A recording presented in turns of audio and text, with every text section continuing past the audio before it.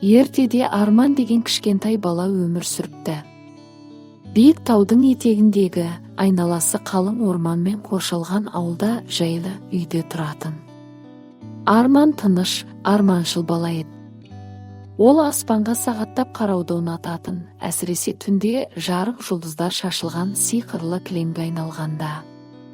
Бала әрқашан бір жерде, жұлдыздардың арасында айдаһарларды, перілерді, сиқыршыларды және тіпті сөйлейтін ағаштарды кездіруге болатын шытырман оқиғаларға толы таңғажайып әлемдер жасырылғанын елестететін. Әр түнде анасы қайырлы түн дегенде Арман төсекке жатты, бірақ ұйықтамады. Ол көзін жұмып, өзін айдаһардың арқасымен түнгі аспанда ұшып бара жатқандай елестетті. Оның қиялында бұл айдаһар үлкен, таразылары жұлдыздар сияқты жарқыраған.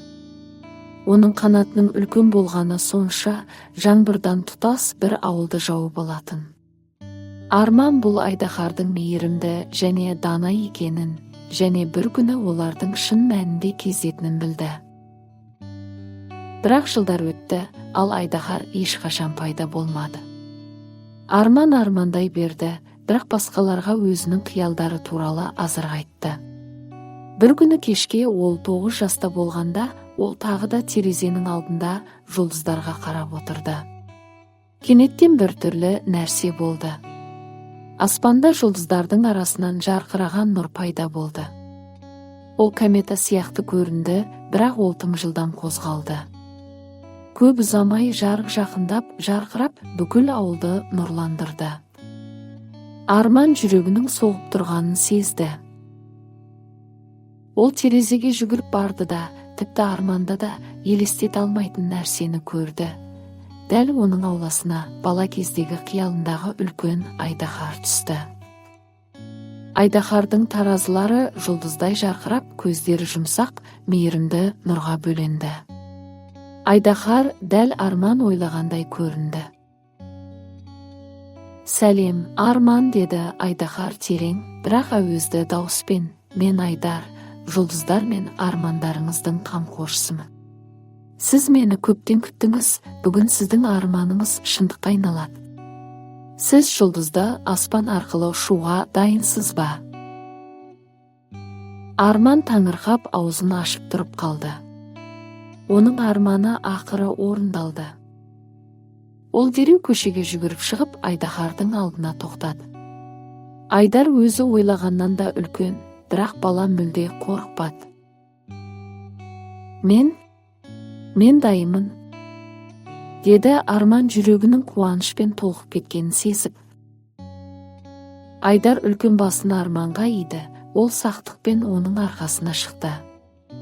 Айдаһардың таразы ол күткеннен де жылы және таң қаларлықтай жұмсақ болды.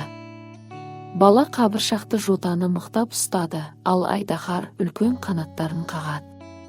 Олар әуелі баяу көтерілді, бірақ көп ұзамай жылдамдық күшейіп, Арман құлағында желдің ысқырғанын сезді. Олар одан сайын жоғары көтерілді. Ағаштар мен үйлер жердегі кішкентай нүктелерге айналды, ал жұлдыздар жақындады. Арман жан-жағына таңырқай қарады. Аспанның үлкен және шексіз болғаны сонша, олар сиқырлы әлемге тікелей ұшып бара жатқандай болды. Жұлдыздар енді тек алыстағы жарық нүктелері емес, олар тірі болып көрінді, және жарқыраған жарықпен пульсирленді. «Мына жұлдыздарды көріп тұрсың ба?» деп сұрады Айдар басын Арманға бұрып. Аспандағы әрбір жұлдыз біреудің жүрегінде туған арман. Біреу түс көрсе, оның арманы көкке көтеріліп, жұлдызға айналады. Арман айдаһарға таңдана қарады. «Сонда мен армандаған кезде армандарым жұлдызға айналады ма?» «Дұрыс», деп айдаһар басын изеді. «Арманыңа сенген сайын жұлдызың жарқырайды. Мына жаққа қара», деп Айдар ұзын тырнағын тура олардың үстіндегі жарық жұлдызды көрсетті. «Мына жұлдызды көріп тұрсың ба? Бұл сіздің айдаһарды ұшыру арманыңыз». Арман өз көзіне өзі сенбеді.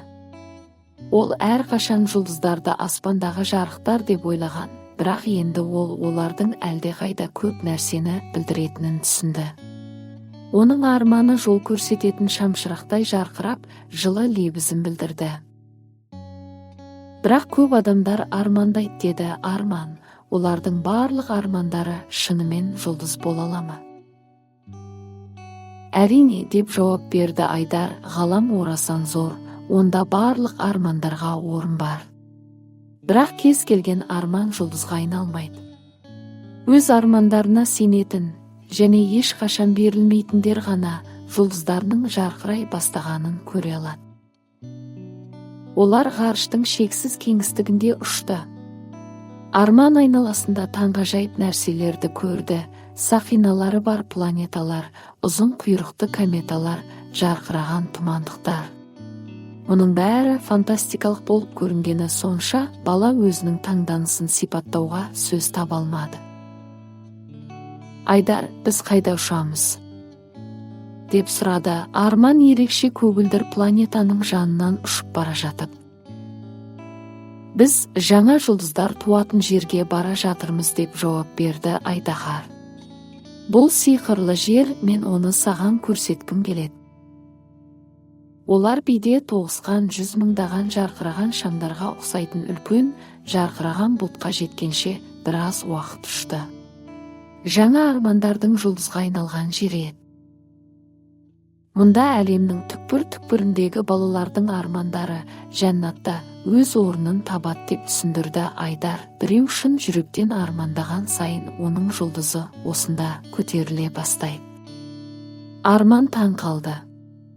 Ол осы сиқырлы жерге қарап армандардың қаншалықты маңызды екенін түсінді. Енді ол үлкен және мүмкін емес армандаудан қорықпау керектігін білді. Мен де армандарымның жұлдыз болғанын қалаймын, деді Арман нық сеніммен. Солай да болады, деп күлді Айдар. Ең бастысы армандай беру және арманыңа сену. Ұзақ ұшудан кейін олар үйлеріне қайтты. Арман аулада Айдаһар досына қарап тұрды. Айдар қоштасқандай басын иді. Ұмытпа, Арман, деді ол, сен қайтадан жұлдыздар арқылы ұшқың келсе, мен әрқашан қасында боламын. Мен сені ешқашан ұмытпаймын, Айдар. Деп қуанып көзінен жас тамған Арман қуанды. Айдаһар қанаттарын қағып, аспанға ұшып, жұлдыздардың арасында ғайып болды. Арман ұзақ тұрып, басын көтерді. Енді ол анық білді, оның армандарының күші бар. Ал оның жұлдызы басқалар сияқты аспанда жарқырап, сенсең бәрі мүмкін екенін еске салады. Содан бері әр түнде ұйықтар алдында Арман жұлдызына қарап, жаңа шытырман оқиғаларды армандайтын. Және ол өзінің жұлдызы әрқашан мүмкіндіктер мен үлкен жетістіктерге толы болашаққа жол ашатынын білді.